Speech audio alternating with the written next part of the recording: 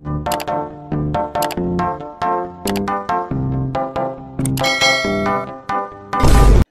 dai talauci yayi. Me?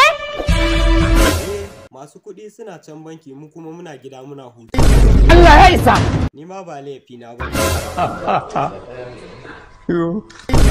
Dariya ma kake yi? To ai dole ce. Kuma to me kake kokarin dakilewa a canji? Cin hanci da rashawa. Sai me kuma? Zama lafiya da wadata. Gaba talakawa suna cikin wani hali ya kamata a bada sabon kuɗi. Ba a bada kuɗin.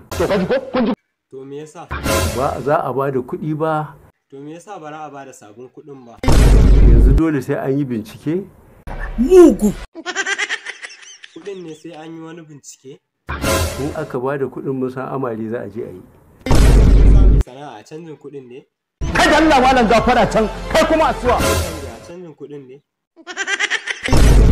Kai fa? Ban ji kana magana ba. Kadawa me za ka iya cewa? Ni ba na son hayaniya. Ya ga Buhari nan ya turo EFCC.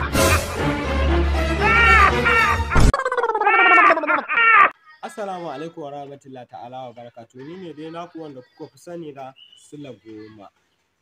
Na zo muku da wata garaɓasar data wato mudansir data domin samun information game da shi.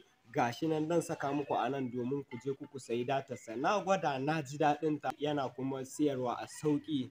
Don haka sai an gwada akan san na ƙwarai. Ni kan dai na riga da na gwada na san na ƙwarai.